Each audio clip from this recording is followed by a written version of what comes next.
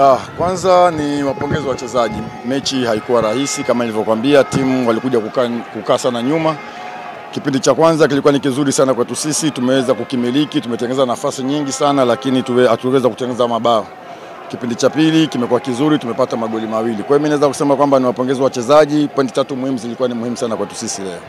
Ilikuwa ni ngumu kiasi gani kucheza na timu ambayo inaziba sana kwenye mianya na pia inakaa nyuma kwa kiasi fulani? Ya, ugumu ni kwamba huwezi kuibomoa inapokuwa imerudi nyuma, lakini nashukuru wachezaji wangu, combination zile zilikubali na tulipata nafasi tukaweza kuzitumia.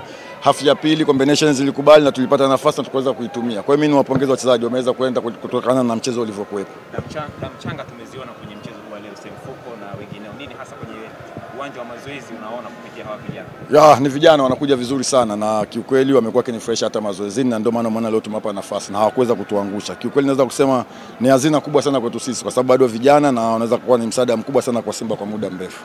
Mechi nyingine tena Matola unakwenda kupata ushindi na kuipa Simba ushindi. Lakini kuna changamoto watu wanazibaini kiwemo fitness, na iliweza kulizungumzia vipi ili kiwemo mchezaji kama Elie Mpanzu ambaye watu wanatamani kuona mengi ambayo nayo ama alikuja nayo, lakini kwa sasa kama fitness yake imekeleka. Ya, mimi nafikiri swala la fitness mimi bado nalipinga. Timu iko vizuri kabisa fitness. Kitu ambacho tulikosa sisi ilikuwa ni quickness, ile sharpness ya wachezaji ndio ilikuwa inakosekana. Nafikiri kidogo leo imeweza kuonekana. Kwa hiyo kwa swala kusema fitness, huwezi kuwa na timu haiko fit kasa dakika 90 muda wote namna hii. Kwa hiyo mimi nafikiri kwenye swala la fitness bado nalikataa kabisa.